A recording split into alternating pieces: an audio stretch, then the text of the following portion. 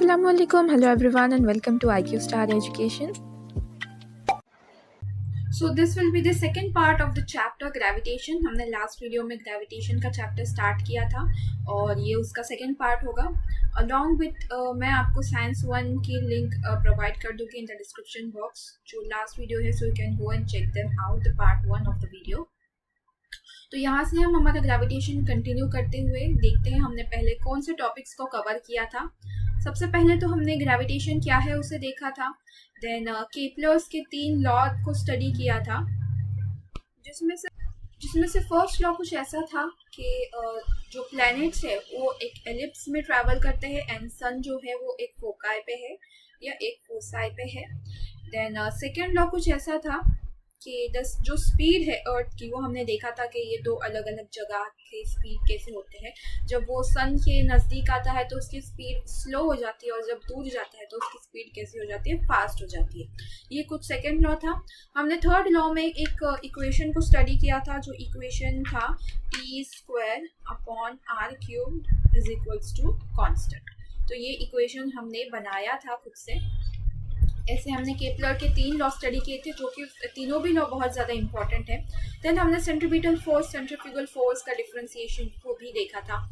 Newton's universal law of gravitation that is हमने जी देखा था, उसका हमारा फॉर्मूला बना था G m1m2/d².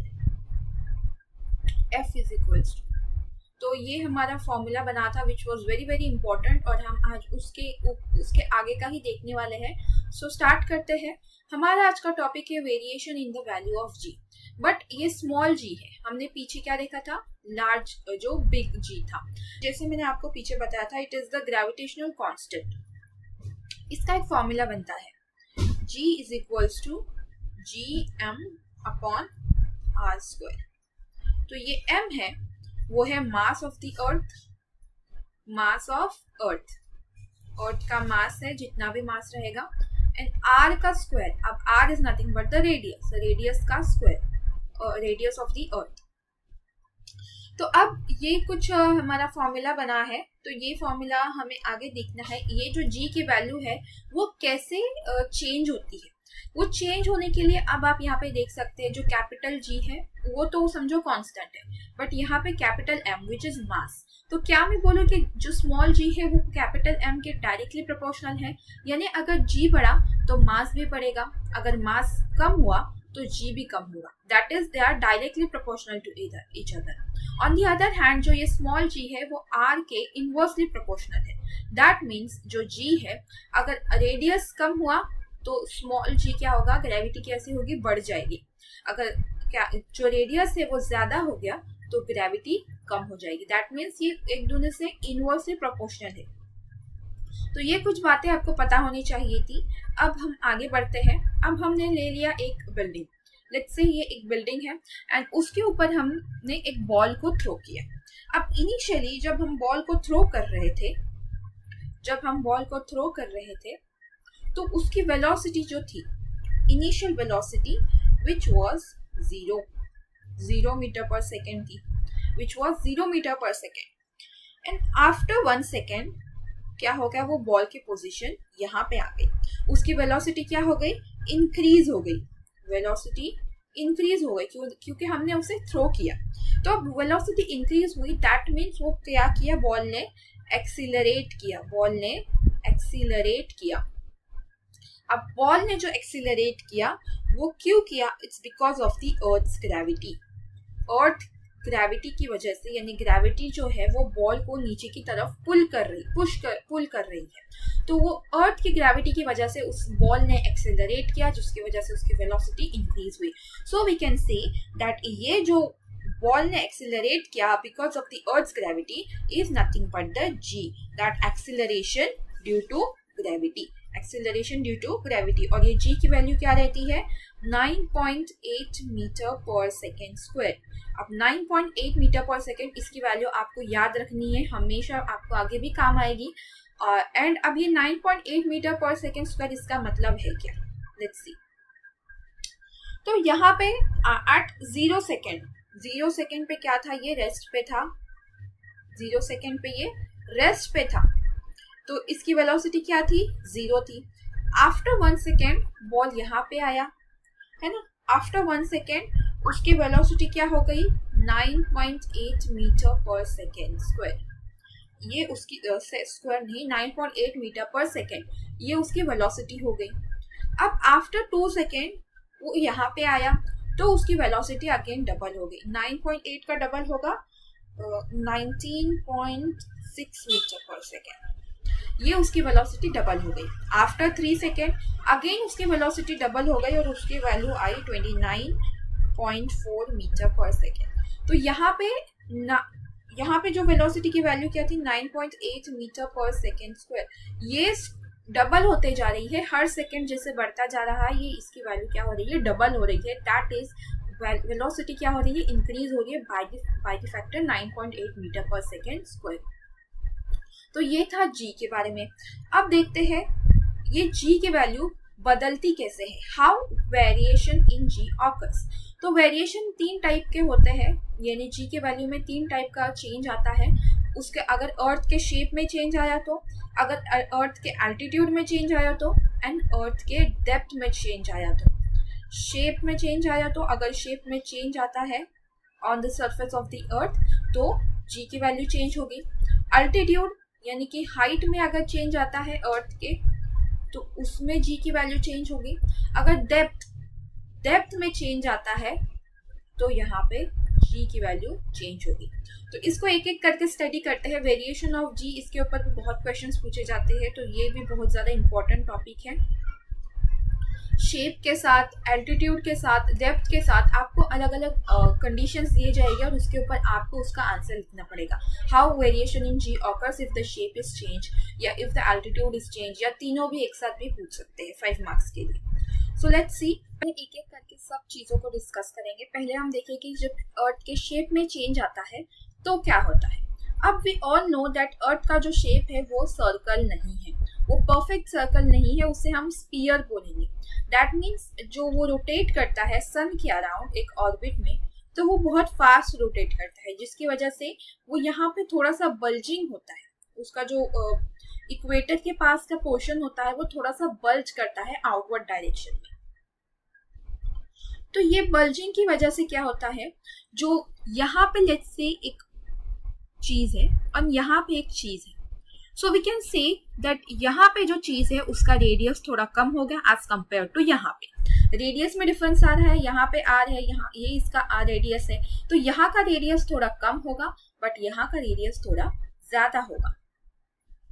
तो यहाँ पे वो पोल्स के पास क्या हो रहा है, पोल्स के पास वो थोड़ा फ्लैट है एंड इक्वेटर के पास वो थोड़ा बल्ज कर रहा है, यानी उसका रेडियस क्या हो रहा है, इंक्रीज हो रहा है, ज्यादा नहीं थोड़ा सा। So we can say that उसका रेडियस में चेंज आएगा। एंड हमने जो फॉर्मूला देखा था g is equals to G M upon R square, यानी कि रेडियस, उसमें रेडियस आ रहा था। अब जैसे मैंने आपको बताया इनवर्सली प्रोपोर्शनल है, अगर रेडियस बढ़ रहा है तो ग्रेविटी क्या होगी, कम होगी। अगर रेडियस ज्यादा हो रहा है, रेडियस कम हो रहा है तो ग्रेविटी ज्यादा हो जाएगी, यानी इनवर्सली प्रोपोर्शनल है। तो यहाँ पे जो इक्वेटर पे खड़ा रहेगा उसके जो ग्रेविटी होगी वो क्या होगी, यहाँ पे रेडियस क्या हो रहा है, थोड़ा बढ़ रहा है, तो ग्रेविटी थोड़ी कम हो जाएगी। तो यहाँ पे ग्रेविटी की वैल्यू क्या रहती है, 9.78 मीटर पर सेकेंड स्क्वायर, और पोल्स के पास ग्रेविटी की वैल्यू क्या रहती है, 9.83 मीटर पर सेकेंड स्क्वायर। तो ऐसे कुछ डिफरेंस आता है जब हम शेप की बात करते हैं। ये अर्थ के रिगार्डिंग हो गया। अब हम दूसरे कंडीशन पे आता है which is altitude. Altitude is nothing but a change with height. अब अर्थ का हाइट से क्या लेना देना, लेट्स सी। तो ये अर्थ है, जैसे मैंने आपको बताया it is bulging towards outward direction. अब इसका जो सरफेस पे वैल्यू कितनी है, इसके सरफेस पे वैल्यू है 9.8 मीटर पर सेकेंड स्क्वायर, जी की वैल्यू। बट लेट्स से ये माउंट एवरेस्ट हो गया, हाइट में बढ़ गया, वी कैन से ये हाइट में बढ़ गया, रेडियस में बढ़ गया, तो उसकी वैल्यू भी कैसी होगी, चेंज होगी जी की। तो यहाँ पे भी उसकी वैल्यू कैसी है, 9.8 ही है। हम थोड़ा और ऊपर जाएंगे सैटेलाइट की तरफ। तो सैटेलाइट से पहले लेट्स से हमने ये 36 किलोमीटर ट्रैवल कर लिया, 36.6 किलोमीटर। तो यहाँ पे भी ज्यादा कुछ चेंज नहीं आएगा, बट यहाँ पे थोड़ा सा चेंज आते हुए 9.77 वैल्यू हो जाएगी। बट और ऊपर जब हम जाते हैं, जब सैटेलाइट की बात करते हैं, तो सैटेलाइट एक कहाँ पे होती है, ये सैटेलाइट 400 किलोमीटर पे रखी जाती है। तो 400 किलोमीटर पे जी की वैल्यू चेंज होती है, दैट इज वो कम हो जाती है, which will be 8.7 meter per second square. So now we can say that there has been a significant change in the value of g. Radius बढ़ रहा है तो g कैसा होगा, कम होगा, because it is inversely proportional. And radius we all know that ये center of the earth से ही measure किया जाता है, and इसीलिए इसका radius क्या हो रहा है, इसका g क्या हो रहा है, कम हो रहा है, gravity कम हो रही है।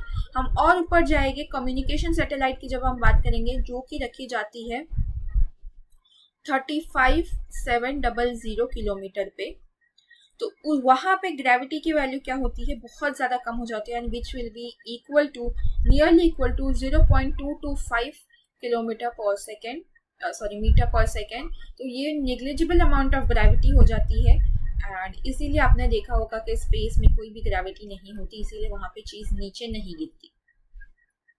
तो ये थी अब हाइट की बात। अभी आते हैं हमारे थर्ड कंडीशन पे, which is change in depth.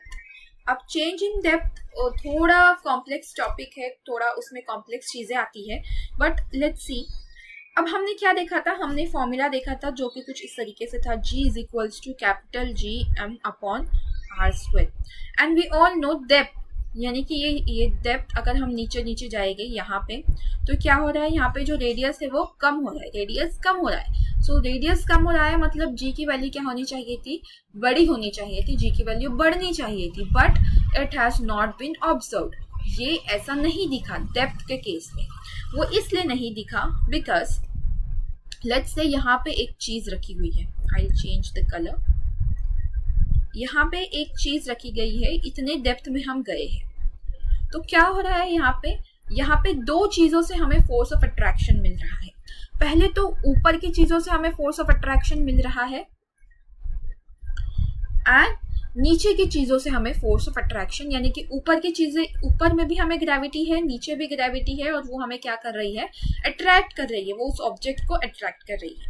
ऊपर की ग्रेविटी नीचे की ग्रेविटी एक दूसरे को कैंसिल कर देगी, और ये जितना भी पोर्शन है हमारा व्हाइट कलर में आप देख रहे हैं, वो नेग्लिजिबल हो जाएगा। वो क्या हो जाएगा, नेग्लिजिबल हो जाएगा, और यहाँ पे हमें सिर्फ इतना ही पोर्शन मिलेगा। ये ऊपर का जो पोर्शन था वो क्या हो गया, नेग्लिजिबल हो गया, अभी हमें उसे कंसिडर नहीं करना है। क्या देखा हमने, जब नीचे गए तो नीचे हमें ऊपर से भी पुल आ रहा था ग्रेविटेशन का, नीचे से भी पुल आ रहा था, एंड नीचे की वैल्यू ऊपर के फोर्स एक दूसरे को कट कर रहा था, एक दूसरे को कैंसिल कर रहा था, जिसकी वजह से वो नेग्लिजिबल हो गया। अब आते हैं हमारे यहाँ पे। अब ये जैसे जैसे नीचे जाएगा, जी की वैल्यू सेंटर में, जी की वैल्यू क्या हो जाएगी, 0 हो जाएगी। वो क्यों, अब आपने जैसे फॉर्मूला में देखा, G is equals to capital G M upon R square. जैसे जैसे नीचे जाएगा, ये मास पे भी डिपेंड करता है, G की वैल्यू जो है वो मास पे भी डिपेंड करती है। मास कम होता जाएगा तो G की वैल्यू भी कम होती जाएगी। एक यहाँ से एक दूसरे को पुल आएगा, ऊपर से जैसे पीछे बताया, ऊपर से भी पुल आया, नीचे से भी पुल आया, एंड एक दूसरे के फोर्स ने एक दूसरे को कैंसिल कर दिया, और यहाँ पे जी की वैल्यू 0 हो गई। तो यही है, यानी कि at the centre of the earth g की वैल्यू क्या है, 0 है, 0 मीटर पर सेकेंड स्क्वायर है। यही मुझे बताना था, दैट इज ऊपर से भी पुल आया, नीचे से भी पुल आया, और एक दूसरे ने फोर्स को कैंसिल कर लिया, जिसकी वजह से जी की वैल्यू क्या हो गई, 0 हो गई। अब हम आते हैं हमारे last but not the least, difference between mass and weight. Mass and weight बहुत ज़्यादा इंपॉर्टेंट टॉपिक है, मास एंड वेट पे बहुत बार डिफरेंस पूछा गया है। सो लेट्स सी क्या डिफरेंस है मास में एंड वेट में। मास एंड वेट दो अलग अलग क्वांटिटी है, तो उसमें कुछ उसकी पहले डेफिनेशन देखते हैं। Mass is the amount of matter contained in the physical body. एक बॉडी में, एक फिजिकल बॉडी में कितना मैटर है वो उसका अमाउंट है, यानी कि एटम हम जब भी बोलते हैं, एक बहुत जो भी बॉडी होती है वो एटम से बनती है, तो उसमें कितने एटम्स प्रेजेंट है वो वो उसका अमाउंट ऑफ वो मैटर बनता है। तो कितना मैटर प्रेजेंट है एक फिजिकल बॉडी में, वो मास होता है। On the other hand weight जो है वो ग्रेविटेशनल फोर्स है। with which a physical body is attracted towards the center of the earth or any other celestial body. तो यहाँ पे लेट्स से एक चीज़ है, एक बॉल है, तो ये कितने फोर्स से अर्थ का सेंटर उसे अट्रैक्ट करेगा, वो उसका वेट होता है. यस, वो उसका वेट होता है. अब हम जो मेजर करते हैं वो हमारा मास होता है, ना कि वेट होता है. और वेट किस पे डिपेंड करता है? ग्रेविटेशनल फोर्स पे. जैसे मैंने आपको बताया कितने फोर्स से वो अपने आप को खींच रहा है, वो उसका वेट होता है. तो जैसे ग्रेविटेशनल अर्थ पे 9.8 मीटर पर सेकेंड है, वैसे दूसरे सेलेस्टियल बॉडी है, दूसरे प्लैनेट से, वहाँ पे जी की वैल्यू क्या होती है? चेंज होती है, जिसकी वजह से वेट क्या होता है? वेट भी चेंज होता है. तो यहाँ पे क्या हो रहा है? मास सेम रहेगा बट वेट क्या होगा?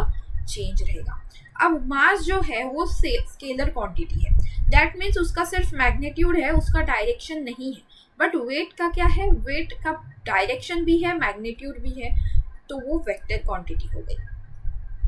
अब मास जो है, जैसे मैंने आपको बताया, कांस्टेंट रहता है in the entire universe. On the other hand जो वेट रहता है वो चेंज करता है लोकेशन के साथ. आप इसे कैसे ऐसा यूनिट कैसे मेजर करते हैं मास को? तो किलोग्राम में या फिर ग्राम में. On the other hand weight को न्यूटन में या फिर डाइन में मेजर किया जाता है. इसका डायमेंशनल फॉर्मूला देखेंगे तो m है, जो कि आपको 11th स्टैंडर्ड में स्टडी करने आएगा. डायमेंशनल फॉर्मूला क्या होता है, एंड यहाँ पे वेट का डायमेंशनल फॉर्मूला कुछ ऐसा है जो आपको याद रखने की ज़रूरत नहीं है. तो ये था difference between mass and weight. अब आगे के टॉपिक्स को हम आगे के वीडियोज़ में कवर करेंगे.